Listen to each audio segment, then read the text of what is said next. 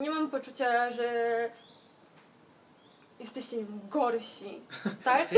Ale wiecie, bo tak się mówi, że wiecie, że nie masz studiów, nie masz pracy, to coś ciebie wyrośnie. Tak idąc już bardzo chamskim, nie miałym stereotypem. Ale przecież jakby jesteśmy w ciągłym rozwoju. Powiedziałeś, że chciałeś rzucić szkołę, aby móc się w końcu uczyć. Dokładnie, to dokładnie. Jakby, o co chodzi w tym uczeniu się nie w szkole? Jak to u was wygląda? No ja jednak zostałem w tym systemie i pisałem maturę, więc uczyłem się trochę matury.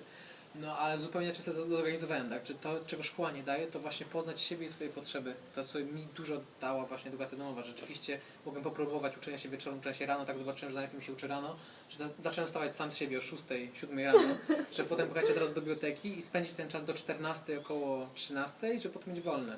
Bo zobaczyłem, że dużo ciężej mi się uczy, załóżmy o 18, 19, jestem już zmęczony, a po szkole nie było takiej możliwości. No bo jednak w szkole nauki jest mało tak naprawdę. W szkole się przekazuje najwięcej wiedzy, to czego masz się nauczyć, tak? Zrób te zadanka, praca domowa, tak? Z tego, przeczytaj tę książkę, ale w szkole jest tylko dyskusja na temat tego, co się... Nie możemy powiedzieć, że szkoła nie uczy, tak? Ale w dużym stopniu jest tego czasu za dużo zmarnowanego, tak? Że ja mogłem zrobić dzień szkoły w 2-3 godziny codziennie, a reszta była dla mnie, tak? Czyli w końcu miałem czas na czytanie książek, na jakiś też, nie wiem, sport, na jakieś właśnie, nawet nic nie robienie, tak, mogę po prostu poleżeć. Tak, no to zaraz przerobimy. Okej. Nie, wiesz co, ostatnio na przykład, bo mam 13-letnią siostrę i jest w tej chwili w 7 klasie, tak, w 7. W zwykłej szkole takiej. W zwykłej szkole jak najbardziej. Nie poszła w twoje ślady. Tak, to jest teraz podstawówka, tak, bo gimnazjum nie ma. Tak. I generalnie, no dziewczyna bardzo zdolna, leci na jakby no piątkach i tak dalej, natomiast jakby jej życie społeczne z każdym rokiem upada, ponieważ jakby nauczyciele, no dobra, wymagają, w porządku, jest to w porządku, natomiast wydaje mi się, że szkoła jednak jest od uczenia, a nie od tego, żeby dziecko po szkole 8 godzin jakby... Jasne, że wracało do domu i się uczyło dalej. No, to jest największy problem, że mówi się o przeładowaniu materiałem, a nie mówi się o tym, ile czasu się spędza jeszcze w domu.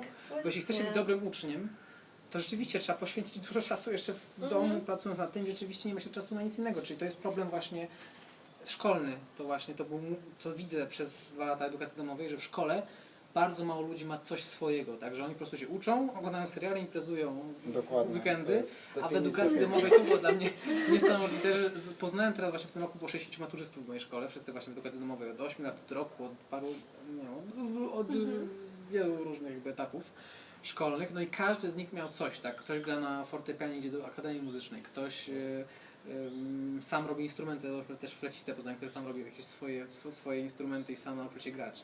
Ktoś jest sportowcem, idzie w karierę sportu, ktoś uwielbia robić filmy. I to jest takie bardzo zróżnicowane, ale praktycznie każdy rzeczywiście ma coś, bo w końcu ma to czas tak naprawdę edukacji domowej, czego w szkole nam nie dają i to jest duży problem. Coś chciałem powiedzieć, ale zapomniałem.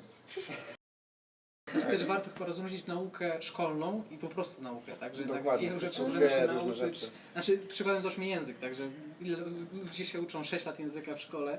Tak, Dzisiaj o tym rozmawialiśmy. Dokładnie, a potem wiesz, jak ktoś chce, to może się w pół roku czy w rok nauczyć bardzo dobrze języka. Czyli w te 6 lat, jeśli ktoś by chciał, może się nauczyć 6 języków na poziomie, nie wiem, no, średnio zaawansowanym, ale jednak, tak? A my siedzimy w tej szkole, tu uczymy coś, co nas nie interesuje i po prostu marnujemy czas.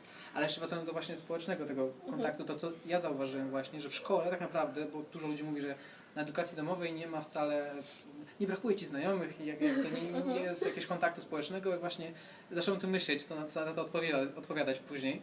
No i w sumie zobaczyłem, że tak naprawdę w szkole nie ma czasu na jakieś głębsze relacje, bo na przerwie 10 minut możemy rozmawiamy o tym, co było zadane, o imprezach, jak nie lubimy jakiegoś nauczyciela, czy ktoś jest fajny, czy że musimy spisać pracę domową, tak, to wszystko się wokół szkoły obraca.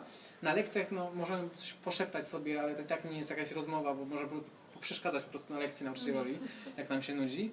Ale tak naprawdę dopiero po szkole, gdzie idziemy gdzieś z nami posiedzieć tak po prostu w parku, czy po prostu idziemy do kina, czy cokolwiek robimy po szkole, dopiero te jakieś głębsze relacje zostają z nami.